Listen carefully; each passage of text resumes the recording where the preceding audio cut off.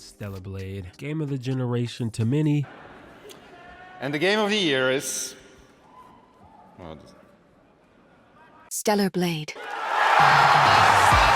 Horrible misogynistic goon slop to others. To me, it's an action game that I kinda hate that I didn't play sooner. I'll admit, I was a bit of a bot and figured that this game was just hype moments and goon bait with a mid story. And while it definitely has some very strong goon bait, I actually thought the story was there and decent. One being, a single, evolved human species. If we fuse together, we can truly become the seeds of a new human race. What?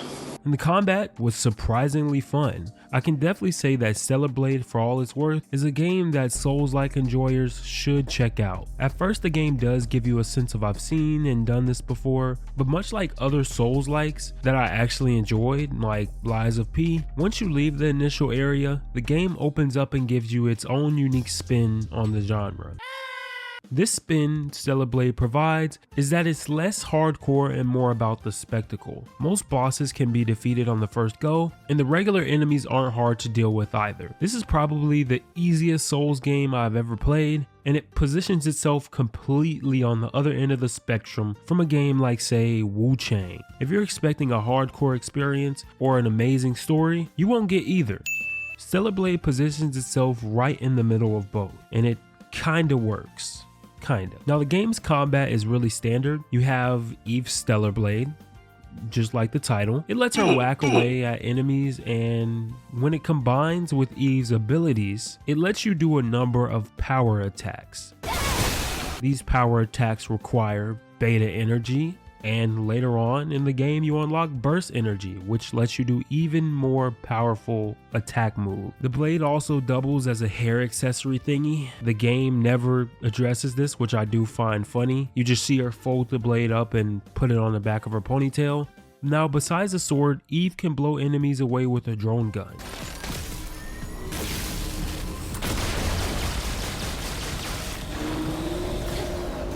That, while not effective as a sword, in a pinch with low health, you can use the gun to keep your distance and attack the enemy, landing a cheesy victory. I did this many times, and the final boss was one of those times.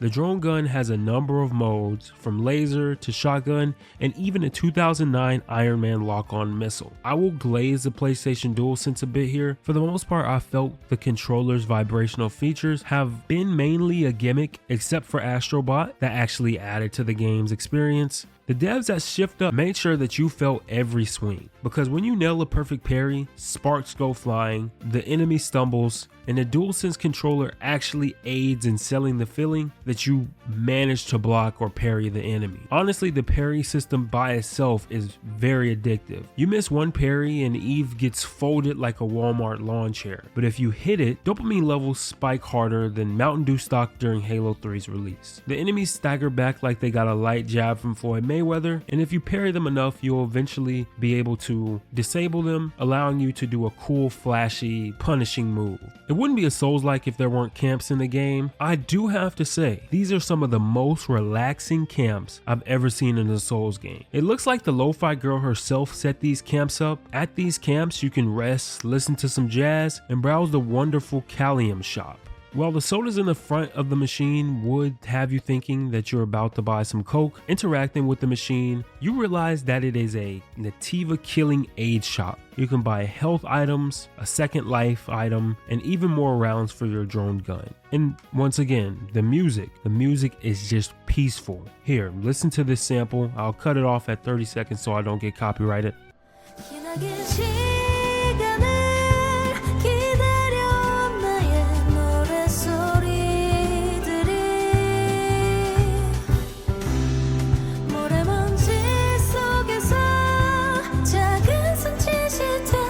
One minute you're getting absolutely destroyed by some monster that looks like it crawled out of Silent Hill, and then, bruh, why is she so strong? Oh my, how? Next, you're vibing on a chair, sipping whatever that soup is. You'll sit down and plan to heal and then realize you've been staring at Eve doing idle tap animations for the last 5 minutes because the vibes are just immaculate. Much of the fighting you do in Stellar Blade takes place in these long dead cities.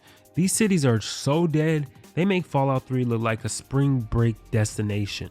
In them you will find a lot of dead bodies that usually have logs on them, giving you a window into their final moments. It's quite depressing because as you retrieve the log, the body just slumps over, and reading these logs and stories can go from "that was pretty funny" to "oh my god, what did I just read?" 1 second is a silly story like "I dropped my hot dog down a storm drain." The next is "I can hear them scratching at the walls, tell my wife I love her." Like, bro, what the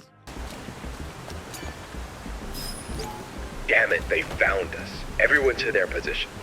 Bulletproof enemy sighted. Aim for the nerve clusters on its body. Reinforcements will arrive soon. Hang in there. The hub worlds are completely different and varied for the most part. I mean, at least the underground ones, the above surface ones, you're gonna just be staring at nothing but desert for the most part. But the last area does at least let you get to see a little bit of snow, a little bit. I didn't find myself getting bored of the environments though. At one point, the game almost turns into a survival horror game. Most of those underground sections that I was talking about, they actually take your Stellar Blade away for story purposes. It's like these underground facilities have this dampening field that doesn't allow Eve to take out her blade and use it, so you'll only have access to the drone gun. You have to go down into these facilities that house biomass horror. The reason I'm saying this is like a survival horror is because it almost turns into a different game. It leaves you only with this drone gun to take out the Naytiba.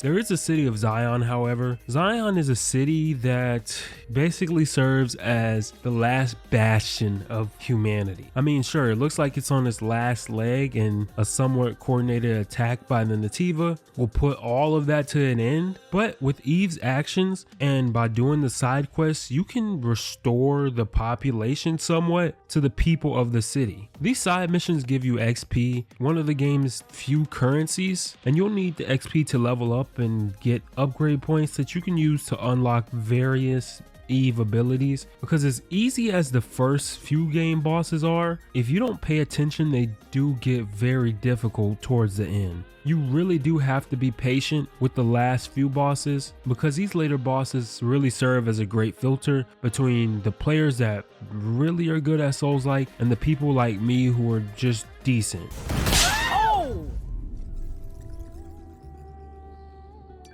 I have no doubt that we will see the next chapter in Eve's story, and I'm actually excited to see what Shift Up does next, if it's not another Stellar Blade sequel immediately. And yes, made sure I had Eve actually wear clothes. I only put on a few risque outfits. It really just didn't sit right with me lore wise. I do like a certain amount of immersion in my games. It was just kind of weird seeing her running around in a bathing suit just hacking these alien Naytiba looking monstrosities. I mean, Eve literally is technically so it would have just felt weird seeing her goods bounce around all over my screen. Yeah, I'm gonna end the video here.